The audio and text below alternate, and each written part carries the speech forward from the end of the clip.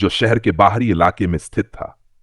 यह बंगला कई सालों से वीरान पड़ा हुआ था और आसपास के लोग कहते थे कि यहां रात के समय अजीब आवाजें आती हैं। कोई भी इस बंगले के पास जाने की हिम्मत नहीं करता था। राघव और उसकी दोस्त सिमरन, जो दोनों एक मीडिया कंपनी में काम करते थे, एक दिन उस बंगले के बारे में एक रिपोर्ट बनाने का फैसला करते हैं। वे जानते थे कि लोग हमेशा इस बंगले से जुड़ी कहानियां सुनाते थे, लेकिन उन्हें यकीन था कि ये बस अफवाहें हैं। वे रात को इस बंगले के पास पहुंचे। जैसे ही वे बंगले के अंदर गए, उनका सामना एक अजीब सी ठंडी हवा से हुआ। घर के अंदर गहरे सन्नाटे के अलावा कुछ भी सुनाई नहीं दे रहा था। अचानक राघव ने देखा कि दीवारों पर खून के धब्बे दिखाई दे रहे थे। सिमरन डरते हुए राघव के पास आई और उसने कहा, यह सही नहीं है, हमें यहां से निकलना चाहिए। लेकिन राघव ने उसे समझाया, हम यहां रिपोर्ट के लिए आए हैं, हमें डरने की कोई बात नहीं है। जैसे ही वे दोनों और अंदर गए, एक अजीब सी आवाज सुनाई दी, तुम नहीं बच पाओगे। यह आवाज इतनी तेज थी कि राघव और सिमरन का दिल डूबने लगा। अचानक एक बड़ी खिड़की खुली और एक धुआं सा बाहर निकलने लगा। सिमरन ने चिल्लाया, यह सब कुछ सच है, हम यहां से भागें। जैसे ही वे बाहर की ओर दौड़े, बंगले के अंदर से एक जानी पहचानी सूरत सामने आई। वह सूरत एक औरत की थी, जिसका चेहरा पूरी तरह जल चुका था और उसकी आंखें स्याह थीं। उस औरत ने उन्हें देखा और कहा, तुम दोनों भी मेरी तरह बनोगे। राघव और सिमरन जैसे ही भागे, उन्होंने देखा कि वह औरत उनके पीछे पीछे दौड़ रही थी। वह औरत जैसे ही पास आई, अचानक सब कुछ शांत हो गया।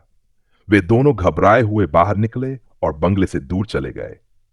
बाद में उन्होंने सुना कि वह औरत असल में उस बंगले की पुरानी मालिक थी, जिसकी मौत एक आग में जलने से हुई थी। अब उसकी आत्मा उन सभी को परेशान करती थी जो बंगले के अंदर घुसने की हिम्मत करते थे। राघव और सिमरन ने तय किया कि वे कभी उस बंगले के पास भी नहीं जाएंगे। लेकिन उस रात के बाद जब वे अकेले होते, उन्हें एक अजीब सा साया महसूस होता। क्या वह आत्मा उनका पीछा कर रही थी? यह सवाल आज भी अनुत्तरित है। उनका दिल तेज तेज धड़क रहा था। दोनों को विश्वास ही नहीं हो रहा था कि जो कुछ भी उन्होंने अनुभव किया वह सच था। राघव तो अब डर के मारे कांप रहा था, लेकिन सिमरन को लगता था कि शायद वे दोनों ज्यादा डर गए थे, इसलिए ऐसा महसूस हुआ। लेकिन जब वे दोनों वापस कार तक पहुंचे, तो उन्हें महसूस हुआ कि कुछ सही नहीं था। राघव ने कार का दरवाजा खोला, लेकिन जैसे ही उसने इग्निशन चालू किया, कार के इंजन की आवाज अचानक बंद हो गई। सिमरन ने डरते हुए कहा, राघव, यह क्या हो रहा है? राघव ने गाड़ी को फिर से चालू करने की कोशिश की, लेकिन कार ने फिर से जवाब नहीं दिया। आश्चर्यजनक रूप से कार की खिड़की से हल्की सी आवाज आई, जैसे कोई धीमे धीमे चल रहा हो। राघव ने खिड़की की ओर देखा, लेकिन वहां कुछ नहीं था। फिर अचानक सिमरन ने जोर से चिल्लाया, देखो देखो, कार के शीशे में कुछ है। राघव ने घबराकर शीशे को देखा और उसकी आंखों के सामने एक अदृश्य साया झलकते हुए दिखा। वह साया धीरे धीरे कार के पास आता गया, जैसे वह उन्हें घेरने की कोशिश कर रहा हो। दोनों की सांसें रुकने लगीं और तभी उस साय ने उन्हें पूरी तरह से घेर लिया। सिमरन ने जोर से कहा, यह वही महिला है, वह हमारे साथ है। तभी उस साय की आवाज आई, तुम दोनों नहीं बच सकते, तुमने मुझे फिर से आक्रोशित कर दिया है। राघव ने डरते हुए कार के दरवाजे को खोला और दोनों दौड़ते हुए जंगल की ओर भागने लगे। लेकिन जैसे ही वे जंगल में पहुंचे, चारों ओर एक अजीब सी खामोशी छा गई। अंधेरा इतना घना था कि उन्हें आगे कुछ भी दिखाई नहीं दे रहा था। सभी पेड़ अजीब तरीके से झुक रहे थे, जैसे कोई दबाव डाल रहा हो। तभी अचानक एक पेड़ के नीचे से एक हल्की सी आवाज आई, कहां जा रहे हो?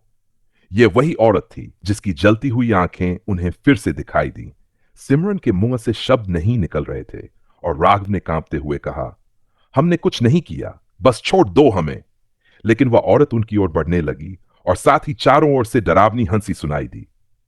सिमरन की आंखों के सामने सब कुछ घूमने लगा। वह औरत अब उनके पास थी और उसके चेहरे पर एक भयावह मुस्कान थी। उसने कहा, तुम दोनों को उस बंगले में कैद कर लिया जाएगा, तुम दोनों मेरी तरह बनोगे, अब कोई नहीं बच सकता। फिर अचानक राघव और सिमरन की आंखों के सामने सब कुछ घूमने लगा और वे दोनों अंधेरे में गायब हो गए। अगले दिन जंगल में एक नई खौफनाक आवाज सुनाई दी और लोग कहते हैं कि वह आवाज उस महिला की थी जो अब हर रात किसी नए शिकार की तलाश में उस बंगले के पास आती है। राघव और सिमरन की क्या स्थिति हुई, यह आज भी एक रहस्य बना हुआ है। लेकिन उनका नाम उन लोगों के बीच हमेशा उस बंगले से जुड़ा रहेगा जहां अब कोई भी रात को अकेला जाने की हिम्मत नहीं करता।